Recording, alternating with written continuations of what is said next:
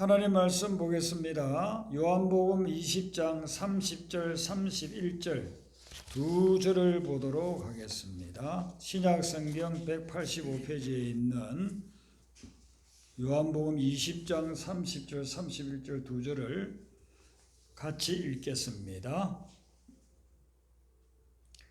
예수께서 제자들 앞에서 이 책에 기록되지 아니한 다른 표적도 많이 행하였으나 오직 이것을 기록함은 너희로 예수께서 하나님의 아들 그리스도이심을 믿게 하려 함이요 또 너희로 믿고 그 이름을 힘입어 생명을 얻게 하려 함이니라. 아멘. 오늘 본문에 보면 예수님이 표적을 많이 행했다라고서 말씀하고 있습니다.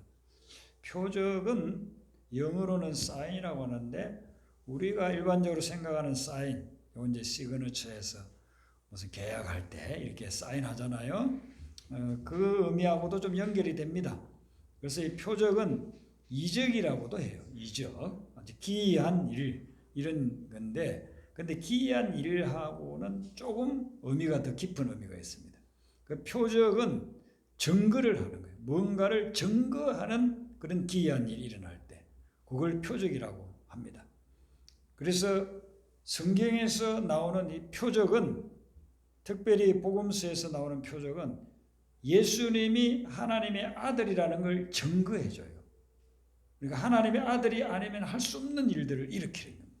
그래서 그 일을 보고 사람들이 저분이 하나님의 아들이구나, 우리의 구원자이시구나, 이걸 깨닫게끔 하기 위해서 일으키는 사건, 그것이 표적이라고 볼 수 있습니다. 근데 예수님 말씀이 예수께서 제자들 앞에서 이 책에 기록되지 아니한 다른 표적도 많이 행하셨다라고 이렇게 되어 있어요. 여기서 이 책은 지금 이 말씀이 기록되어 있는 요한복음을 이야기해요.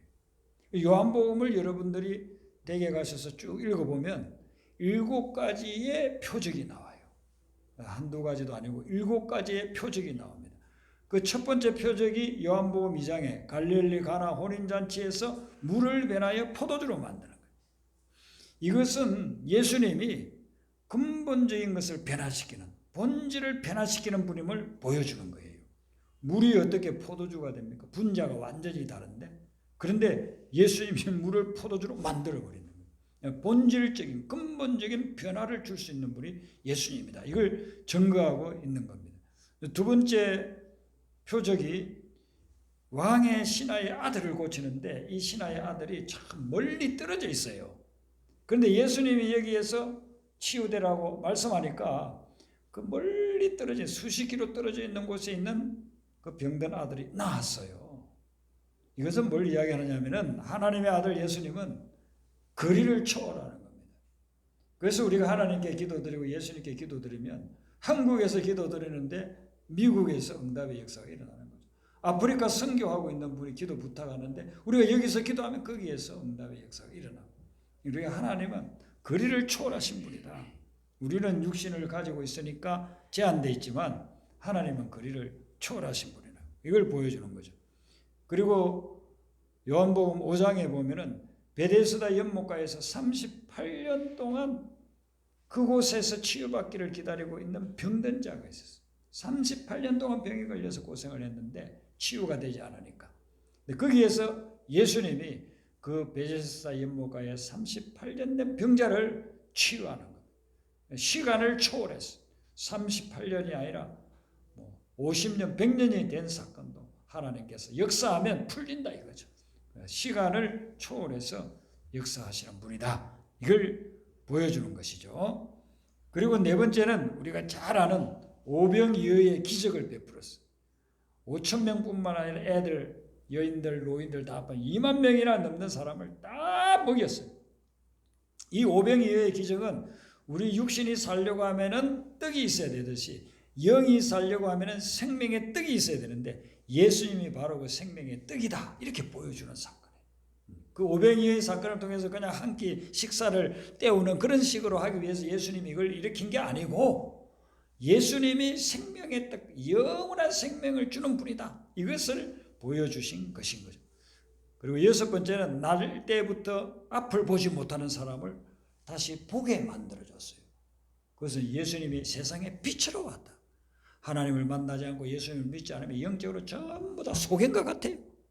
영적으로 한치 앞을 못 보고 그렇게 살아가는 거예요. 그런데 예수님을 만나면 빛을 보게 되는 거예요. 세상에 빛이신 예수님을 나타내 주는 것입니다. 마지막 7번째가 11장에 나오는 죽은 나사로를 살리는 거죠. 죽었는데 죽어서 사흘이나 된 사람을 다시 살리잖아요. 이런 살리는 것은 뭐냐면 죽음의 권세를 예수님이 지배하고 있다 하는 거죠. 죽음과 생명을 주관하시는 분이다. 이런 놀라운 메시지들을 이 표적들이 담고 있는 거예요. 그리고 예수님이 그냥 아무나 다 치유한 게 아니에요. 예수님도 친히 이야기했어요. 병든 사람이 있다고 모든 세상 사람들 다 치유해 준 것도 아니고, 아프다고 해가지고 그 사람들 다 치유해 주거나 가난하다고 모든 사람을 잘 먹고 살게끔 만들어 준 것이 아니라 예수님이 하나님의 아들이심을 증거하기 위해서 이런 일들을 하신 거라는 겁니다. 왜냐하면 이 세상에서 아무리 건강해도 우리 때가 되면 우리는 죽어요. 또 세상에서 아무리 부자라도 또 뭐 언젠가 그 물질이 금방 자기 곁을 떠날 수도 있어요.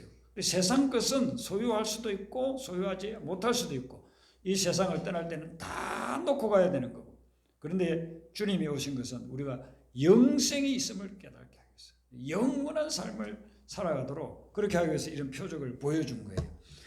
그런데 오늘 말씀해 보니까 이 책에 기록되지 아니한 다른 표적도 많다고 했어요.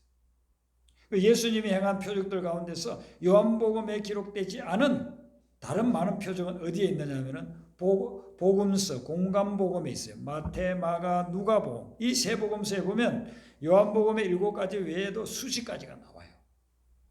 예수님이 바다를 잔잔하게 만들었다든지, 베드로의 장모를 치유했다든지, 나병 환자들을 치유하고, 심지어 10명의 나병 환자들을 치유하고, 수종병이라고 이 몸에 물이 차가지고 살이 썩어가는 병이 있어요.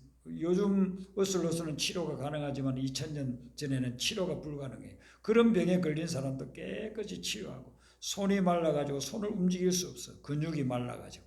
그런 사람을 치유해 주니까 손이 멀쩡하게 다시 쓸 수 있게끔 되어져요. 귀신 들린 아이를 치유해 주기도 하고, 중풍병자를 치유해 주기도 하고, 이런 많은 수십 가지의 표적들이 마태, 마가, 누가복음에 기록이 되어져 있는 거죠.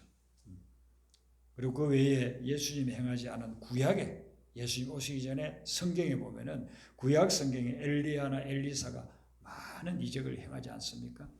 그런 또 많은 이적들이, 표적들이 나오고 있습니다. 이런 표적들을 이렇게 구약 성경에서 기록해 놓은 이유는 뭐냐 하면은 하나님은 살아계신 분이다라는 것을 증거하기 위한 거예요. 그래서 오늘날도 우리가 하나님의 살아계심을 증거하려고 할 때 주님께서 놀라운 표적들을 일으켜 주신다는 것입니다. 저는 목회하면서 복음을 증거하면서 그런 표적들을 숱하게 경험했어요. 제가 조금 전에 광고 시간에 말씀드렸잖아요. 그게 있을 수 있는 일이겠습니까? 우리 교회 나오시는 분도 아니고 전혀 이름도 밝히지 않고 직분도 밝히지 않고 오른손이 하는 걸 왼손이 모르게 교회가 필요하니 교회에다가 이렇게 하시겠어요. 그렇게 말씀하는 분이 과연 이게 평범한 일이냐고요. 하나님이 우리에게 보여주는 표적인 줄로 믿습니다. 네, 하나님께서 우리 오아시스 교회 앞길을 인도해주고 또 오아시스 교회가 영혼들을 구원하고 말씀을 땅끝까지 선포해서 선교하는 그런 사역을 감당해 나가라고 표적으로 보여주시는 거예요. 그래서 요한복음을 기록한 목적을 31절에 이야기하고 있지 않습니까? 오직 이것을 기록하면 이렇게 나오죠. 요한복음과 더불어서 성경 전체를 이렇게 이야기합니다. 성경 전체를 기록하면, 요한복음을 기록하면 왜 이렇게 기록해 놨느냐? 두 가지, 너희로 예수께서 하나님의 아들 그리스도이심을 믿게 하려 하는 겁니다. 두 번째는 그 예수님을 믿고서는 생명, 영생을 얻게 하려 합니다. 그래서 성경을 기록한 목적이 여기에 딱 들어있어요. 성경 66권을 왜 하나님이 우리에게 주셨느냐? 그것은 우리가 예수 그리스도께서 우리의 구원자 되시고 하나님의 아들 되시고, 그리고 그 예수 그리스도를 믿는 사람에게는 영원한 생명을 준다. 이것을 깨닫게 하기 위해서 이 성경을 기록해 놓으셨다는 것입니다. 전도를 하다 보면 다양한 사람들을 만나요. 어떤 사람은 예수님을 전가하면요 문을 확 닫아버리면서 문전박대를 합니다. 저리 가라고, 재수없게 어떻게 저기 와서 그렇게 전도하느냐고. 근데 어떤 사람은요 문 활짝 열고 들어오라고 해가지고 간식도 주고 심지어는 전신도 대접해요. 제가 신학교 다닐 때 아파트 전도를 매주 월요일마다 갔는데 한 아파트에 갔더니만 친구하고 이제 2시 늘 전도를 다녔거든요. 그래 둘이 들어가니까 문을 활짝 열고 오라고. 뭐 그때는 또 대학생이고 하니까 들어오라고 해가 아주머니가 이제 점심시간인데 밥이나 드셨나냐고 하면서 그냥 상다리가 부러질 정도로 음식을 그냥 차려가지고 저희들 대접을 해주고 간다고 하니까 이야기 한참 나누다가 간다고 하니까 버스비까지 주더라고요. 저 전도하다가 그런 체험은 처음이었고 또 마지막이었어요. 그 이후에 그런 사람을 만나본 적이 없어요. 전도하다 보면 문전박대하는 사람도 있지만 또 대접하는 사람도 있어요. 그리고 예수님을 전가하고 이렇게 나아가면은 또 당신들을 위해서 내가 기도해 주겠다고 하면요 어떤 사람은요 절대로 기도하지 말래. 자기를 위해서 기도하지 말래. 그런가 하면 또 어떤 사람은요 기도해 달라고. 그래 우리 가족들 이런 여기 있다고 이런까지 써주는 그런 분도 있었거든요. 그렇게 전도하다 보면 어떤 분은 좀 믿음이 있는 것 같기도 하고 없는 것 같기도 한 대답을 하는 사람이 있어요. 자기가 이 세상에 사는 동안에 마음대로 살다가 죽기 전에 예수 믿고 구원받아서 천국 가겠다 그렇게 말하는 사람이 있어요. 그러니까 아마 많이 주워 들은 것 같아요. 예수님을 믿어야 구원받고 천국 간다는 말을 여기저기서 들은 것 같은데 자기 마음대로 자기 즐기면서 이 세상을 살다가 죽기 전에 예수를 믿어서 천국 가겠다 그렇게 이야기를 합니다. 이 사람은 상당히 합리적인 것 같이 들리면서도 아주 소중한 걸 놓치고 있어요. 뭐냐면은 언제 죽을지 모른다는 사실을 잊고 있는 거예요. 지금 우리나라 사람들이 평균 80 몇 세를 살지 않습니까? 그러면 이 사람이 지금 40세라고 하면은 나는 적어도 앞으로 40년 이상은 살 거야 이렇게 생각하고 지금 그 말을 하는 거예요. 그러나 어제 하루도 오늘도 예기치 않은 죽음을 맞이한 사람이 너무너무 많습니다. 교통사고로, 질병으로, 무슨 요즘 보면은 비가 내려가지고 폭우가 내려서 지금 한번 보세요. 아프리카 북부의 리비아에 2만 명 정도가 그냥 물에 휩쓸려 가가지고 그 지중해에 의해서 시신이 그 쓸려갔던 시신들이 막 해안가로 밀려온다고 하지 않습니까? 그 사람들 그걸 알았겠어요. 그냥 하룻밤에 그냥 비가 내려가지고 댐이 터지면서 그냥 1만 몇천 명씩 실종이 돼버려요. 우리가 살아가면서 내 죽음을 예견한다? 아무도 몰라요. 언제 어떤 일이 일어날지 몰라요. 내가 40살이니까 앞으로 40 몇 년 더 살다가 죽을 걸. 이렇게 어린 아이도 죽습니다. 청소년도 죽습니다. 그리고 죽음이라고 하는 걸 모르기 때문에 죽음을 주관하시는 생명을 주관하시는 하나님을 모르니까 그런 오만방자한 말을 하고 있다는 것입니다. 그리고 이런 사람이 설령 80 몇 세까지 산다 할지라도 이 세상에 살아가는 동안 하나님을 믿었을 때 하나님이 우리에게 주시는 평안을 놓치고 살아가는 걱정, 근심, 염려, 불안 속에서 40 몇 년을 더 살다 갈 수밖에 없는 거예요. 얼마나 귀한 것을 놓치고 살아갑니까?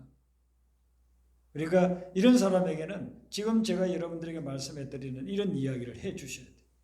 전도를 하는데 이 사람이 자기는 자기 누릴 거 다 누리다가 부르기 전에 예수 믿고 회개하고 천국 가겠다.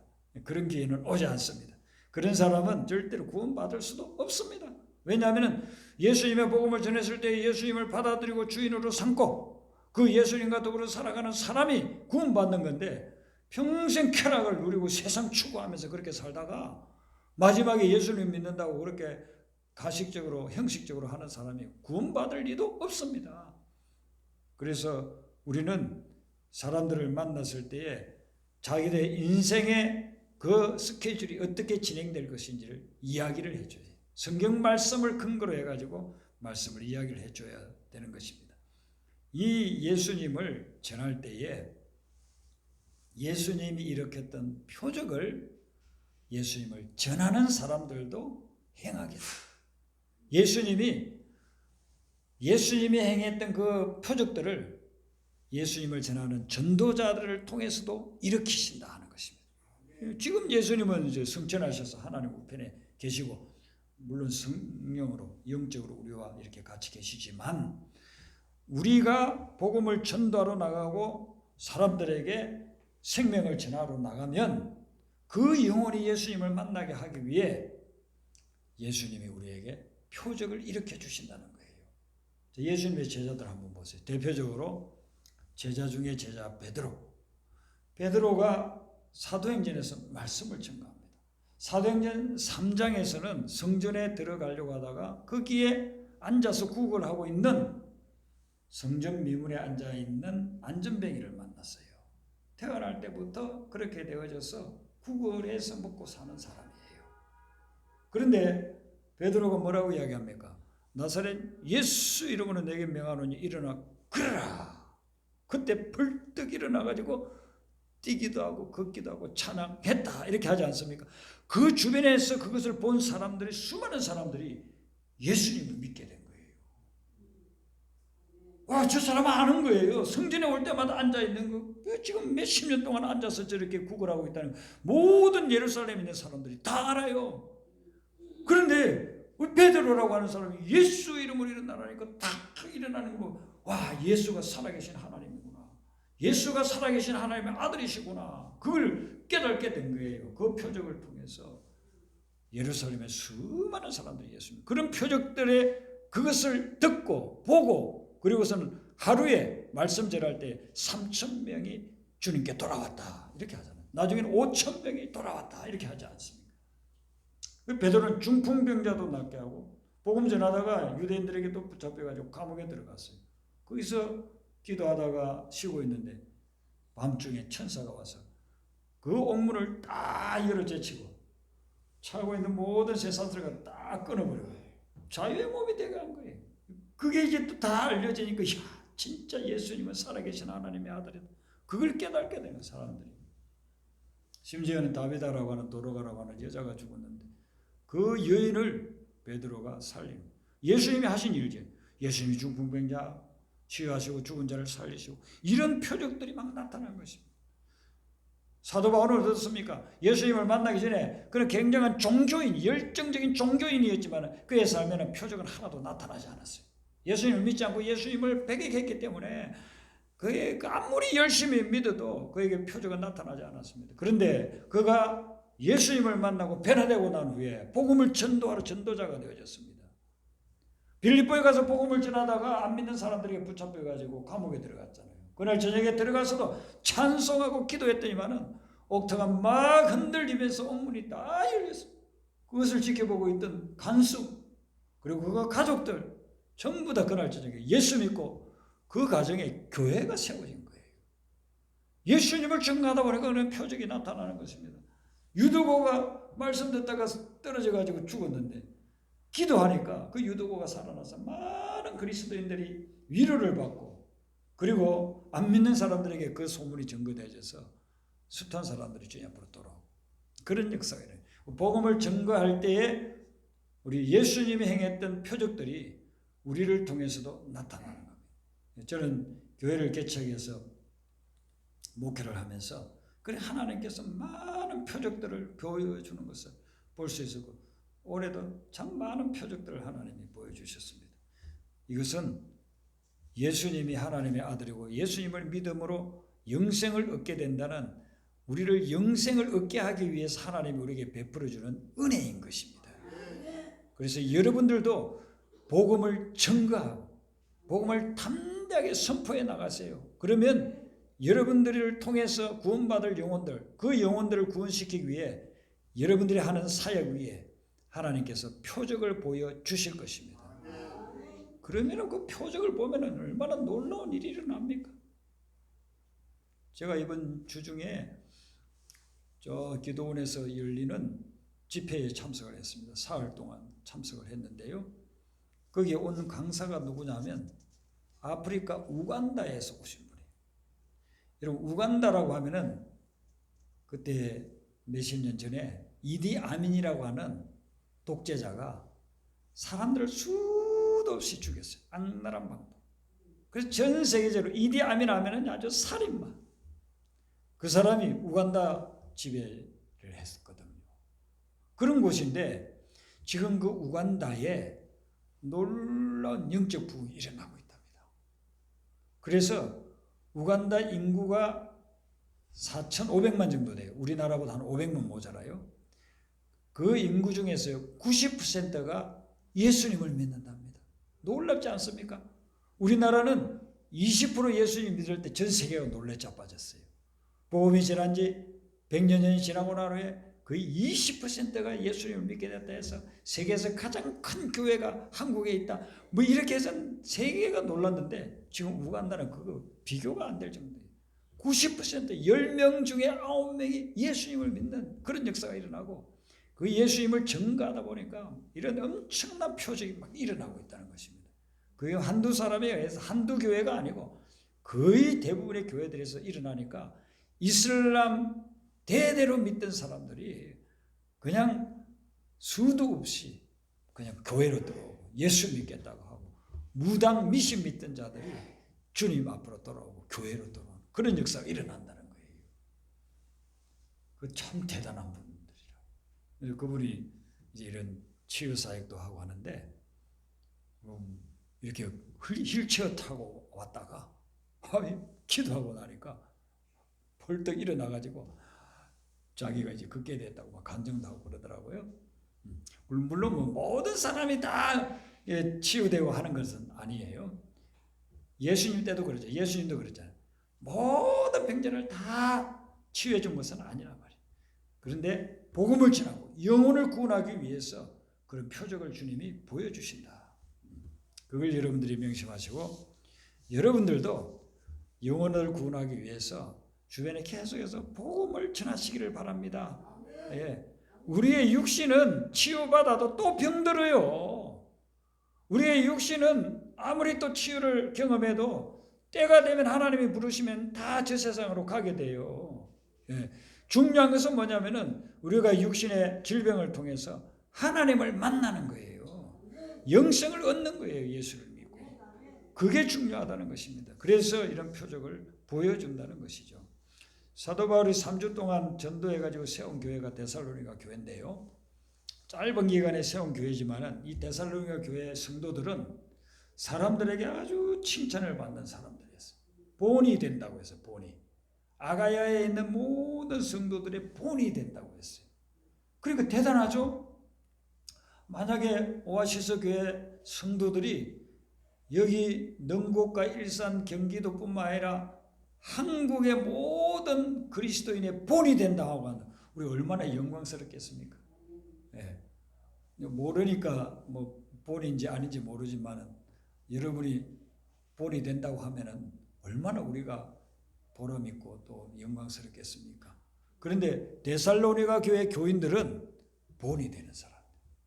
그 정도로 신앙의 인정을 받은 사람들. 그 사람들에게 보낸 편지에 사도 바울이 어떻게 해서 이 사람들이 그런 본이 되는 신앙생활을 하게 됐는가 그 이유를 이야기를 하고 있어요. 데살로니가전서 2장 13절 한번 펴보시겠습니다. 데살로니가전서 2장 13절 말씀 한 말씀을 보겠습니다.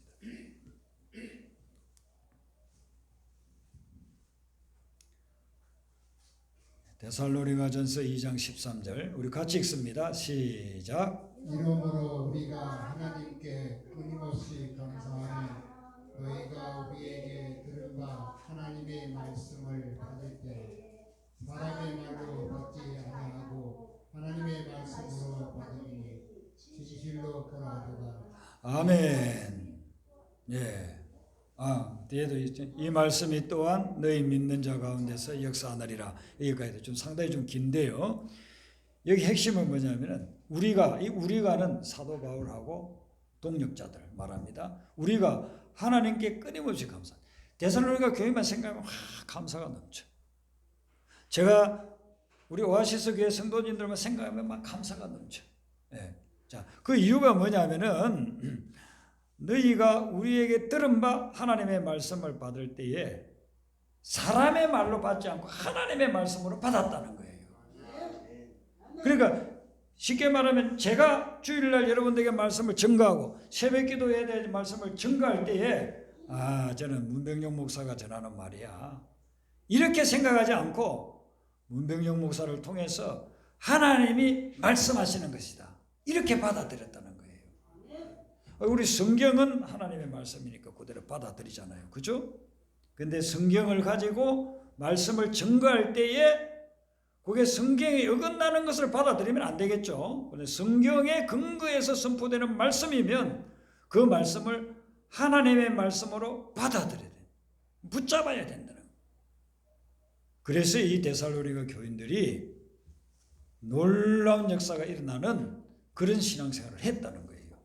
그 13절 끝부분에 이 말씀이 또한 너희 믿는 자 가운데서 역사하느니라. 말씀의 능력이 나타난다는 것입니다. 그리고 우리가 하나님의 말씀을 받아들이면, 그대로 믿고 받아들이면, 그러면 말씀의 능력이 우리의 삶 속에 나타난다는 것입니다. 여러분, 하나님의 말씀에 얼마나 대단한 능력이 있습니까? 창세기에 보면은 무에서 유를 창조하시는데 하나님이 다른 거 쓰지 않고 말씀만 했어요. 빛이 있어라 말씀을 선포하니까 빛이 생겨요. 하늘이 그저 달과 해와 배로 별들로 충만할지어다 하니까 그냥 생겨요. 놀랍지 않습니까? 나무와 짐승들이 생길지어다 그러니까 그냥 생겨요. 말씀에 어떤 능력을 말씀하냐면 창조의 능력이 있다는 것입니다. 없는 것을 있게 만드는 능력이 말씀에 있다는 거예요. 그러니까 하나님의 말씀이 그렇게 선포될 때 그 말씀을 그대로 하나님의 말씀으로 받아들이면 나에게도 그런 창조의 역사가 일어나는 거예요. 말씀에는 또 구원의 역사가 있어요. 죄로 말미암아 죽어가는 사람들이 말씀이 선포될 때 그 말씀을 받아들이고 아멘으로 받아들이면 내 영혼이 구원함을 받는 거예요. 말씀은 우리를 치유하고 회복하고 변화시키는 능력들이 있는 것입니다. 데살로니가 교인들이 예수님 믿은 지 얼마 안 되지만은 바울이 3주 동안 전해준 그 말씀을 그대로 하나님의 말씀으로 받아들이고 그 말씀을 붙잡고 나가니까 그것에 말씀의 역사가 일어나더라는 거죠. 그래서 그것을 생각하면 늘 감사한 거예요. 사도 바울이 말씀 붙잡고 말씀대로 살려고 하는 저 성도들을 생각하니까 너무너무 감사한 거예요. 그래 감사가 넘쳐난다는 거예요. 그리고 이들은 그 주변에 있는 모든 그리스도인들의 본이 된다. 모든 교회의 본이 된다. 이렇게 편지에다가 쓰고 있는 것입니다. 그러므로 우리가 하나님의 말씀을 대할 때에 두 가지를 늘 명심하고 하나님의 말씀을 봐야 돼요. 창세기부터 요한계시록까지 여러분들 성경을 읽으면서 또 요즘은 뭐 오디오로 들을 수도 있으니까 들으면서 늘 명심해야 될 게 뭐냐. 첫 번째는 하나님의 말씀이 무엇을 말씀하고 있는가. 무엇이라고 나에게 말씀하는가. 이걸 여러분들이 봐요. 네. 그러니까 하나님의 말씀을 또 펼치면 무신론자들이 그러잖아요. 하나님은 없어. 신은 없어. 그런데 성경은 뭐라고 이야기합니까? 어리석은 자는 하나님이 없다 한다. 그건 어리석은 자라요. 하나님이 없다고 하는 건 어리석은 자다. 그렇게 이야기를 하고 있습니다.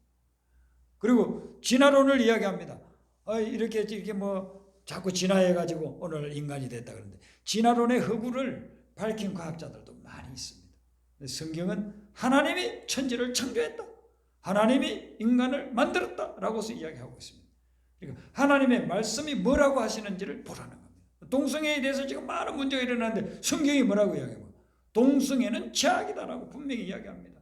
동성애에 빠진 사람들 그 영혼들은 불쌍히 여기고 구원의 길로 우리가 인도해야 되지만 동성애 자체를 미워하는 것은 그건 사탄이 하는 겁니다. 동성애는 죄악인 것입니다.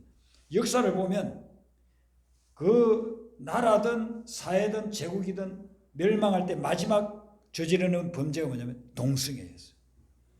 동성애가 창궐하면은 망합니다. 미국이 동성애가 창궐하고 그리스도인들이 그걸 변화시킬 만한 능력이 없을 때는 미국은 망해버리는 겁니다. 역사가 다 그래요. 소돔과 고모라 그래요. 폼페이가 그래요. 성경이 뭐라고 이야기하는가 이걸 찾아야 돼요. 성경이 진리이기 때문에. 이 두 번째는 여러분들 성경이 읽을 때 명심해야 될 부분은 성경이 나에게 무엇을 하라고 말씀하시나 이걸 봐야 돼요. 성경을 읽으면서 그냥 소설책 읽듯이 그렇게 읽지 마시고 하나님이 성경 오늘 말씀 내가 읽는 이 말씀을 통해서 나에게 뭘 하라고 말씀하시나 이걸 여러분들이 찾아야 된다는 겁니다. 성경을 읽어보니까 용서하라는 말씀이 있으면요, 내가 아무리 용서하기 싫어도 용서해야 돼요. 그래야 여러분들 영혼이 살아요. 근데 용서 못해. 자존심. 용서 못해. 그런 인간을 어떻게 용서해? 그렇게 하고 있으면 점점 내 영혼은 더 함몰되어져 간다. 누구를 사랑하라. 그렇게 하면은 그 인간을 어떻게 사랑해?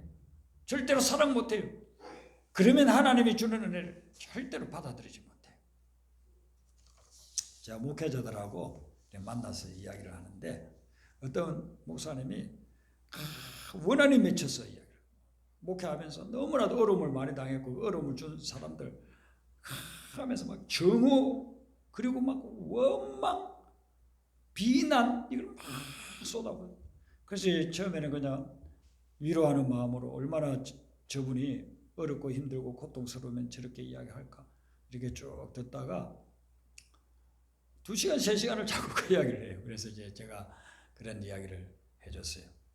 목사님 그 어려움 당한 거 다 이해해요. 또 다 이유가 있어요. 그렇게 목사님 힘들게 한 사람들 비난받아 마땅해요. 그런데 목사님, 우리가 누군가를 미워하면 절대로 성령이 역사하지 않습니다. 그 말을 해드렸어요. 그때 이후로부터는 이 목사님이 제 앞에서요, 어느 누구도 미워한다, 비난한다 말을 안 해요. 목회자가 말씀을 선포하고 성도들에게 이렇게 살라고 선포를 하면서도 우리가 지키지 못하는 부분들이 있거든요. 얼마나 어려움을 당했으면 그렇게 하겠어요. 목회하면서 얼마나 어려움을 당했으면 그렇게 하겠어요. 다 이해해요. 그런데 우리가 누군가를 미워하고 누군가를 비난하고 그렇게 살아가고 있으면 성령이 역사하잖아요. 예수 믿는 사람은 성령이 역사하지 않으면 이거 헛수합이에요. 헛껍데기. 인행극 봤죠? 인행들이 막 이 말 저 말하고 막 움직이고 그렇게 하는데 그 인행 안에 송을 넣어가지고 이제 뒤에서 배후에서 하기 때문에 그게 움직인단 말이에요. 그 손이 쏙 빠져나와 버려. 그럼 그는 그냥 흥겁조각. 우리에게 성령이 역사하지 않고 성령이 떠나가 있으면요, 그리스도인은요 헛껍데기. 인생을 살아도 헛껍데기. 일을 제대로 하는 것이 아니라 오히려 망쳐. 그렇게 살아가요. 성령이 충만해야 돼. 성경에서 이야기하잖아요. 성령 충만을 받아라. 그 성령 충만을 받으면 어떻게 해야 되는가? 누군가를 미워하는 것, 습관적인 제약 다 끊어야 돼. 끊어야 성령이 나에게 충만하고 나를 지배한다. 지금 여러분들이 누군가를 미워하고 있습니까? 충분히 그 이유를 이야기하면 제가 이해할 수 있습니다. 얼마나 어렵고 고통스러움을 당했으면 미워하겠습니까? 그런데 그 미워하고 있는 동안에는 절대로 나에게 성령이 임하지를 않는다는 것입니다. 누군가를 내가 미워하고 있으면 절대로 성령은 임하지 않아요. 아무리 무슨 성령 충만한 집회에 참석해도 내 마음의 그 부분들을 제거하지 아니하면 성령은 나를 인도하지 않는다. 성령은 충만하지 않는다.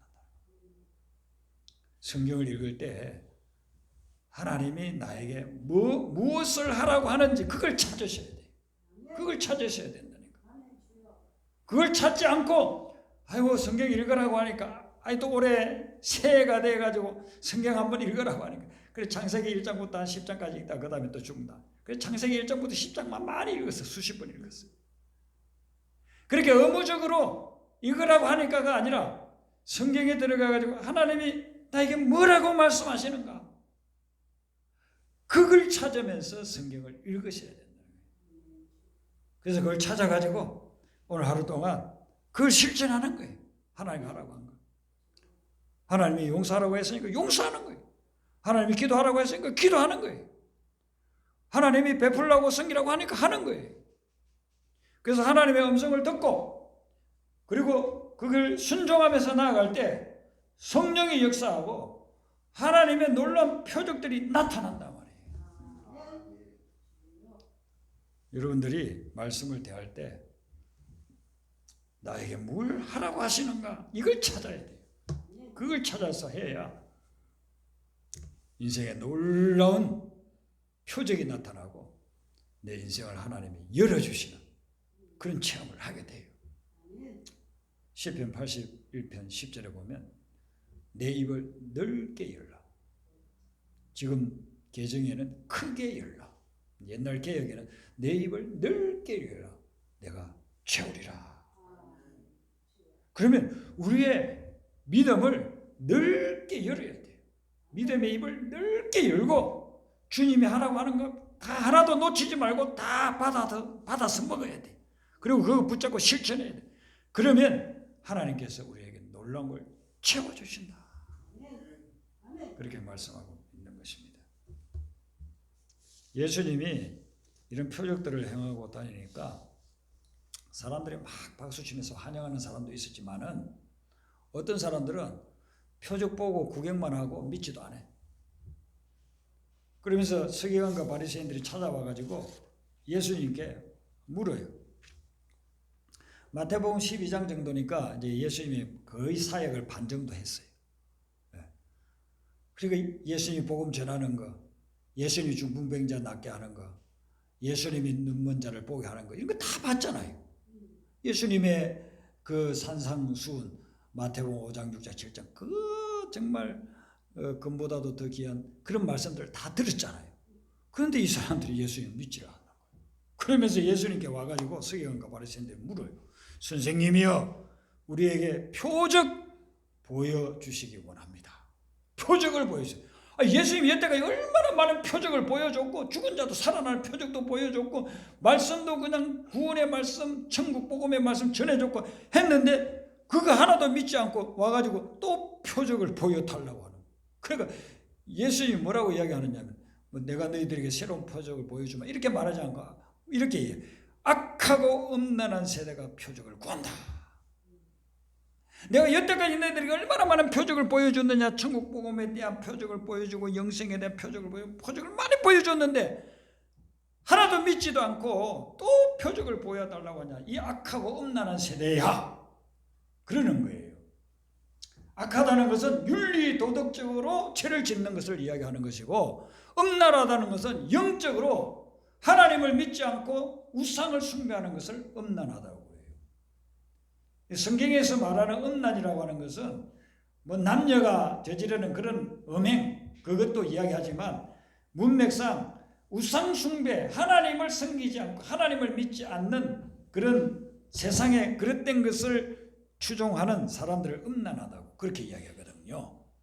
예수님이 바리새인들 서기관을 볼 때 이 사람들 종교적으로는 얼마나 열심입니까? 따라가지 못해요. 우리가 그 정도로 열심히 종교 활동을 하지만 그들이 음란하더라는 거예요. 하나님이 아니라 헛된 세상의 우상을 숭배하고 있더라는 거예요. 그래서 예수님이 이렇게 이야기해요. 너희들이 마음에 열려서 정말 하나님을 제대로 믿고자 했다고 한다면 내가 여태까지 보여준 표적, 내가 여태까지 선포한 말씀 그걸 통해서 너희들은 내가 하나님의 아들인 줄로 믿고 나를 믿어 영생을 얻었을 거다.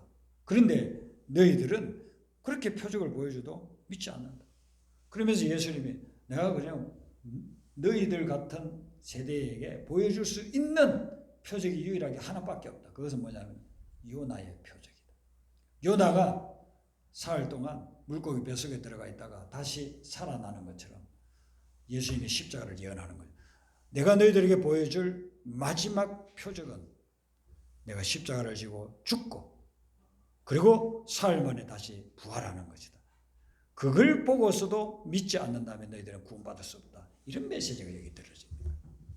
그래서 우리를 구원하기 위해서 하나님이 보여주시는 그 표적을 보고 또 주신 말씀, 그 말씀 속에서 우리에게 하라고 금과는 말씀을 붙잡고 나아갈 때 우리는 예수님을 믿고 영생을 얻으며 또한 우리가 그 복음을 증거할 때에 예수님이 일으킨 그런 표적들이 우리를 통해서도 일어나게 될 줄로 믿습니다. 그래서 이번 한 주간 동안의 삶을 살아갈 때도 여러분들이 예수님 붙잡고 살아가면서 주변에 아직도 주님을 모르는 시민들에게 예수님을 증거하면서 하루하루를 사시기를 바랍니다. 그럴 때 여러분을 통해서 멸망받을 영혼들이 구원받는 역사가 일어난다는 것입니다. 그런 놀라운 구원의 역사들이 여러분을 통해서 일어나게 되시기를 주님 이름으로 축원합니다. 우리 아까 불렀던 찬송 복음성가 17장 부르겠습니다.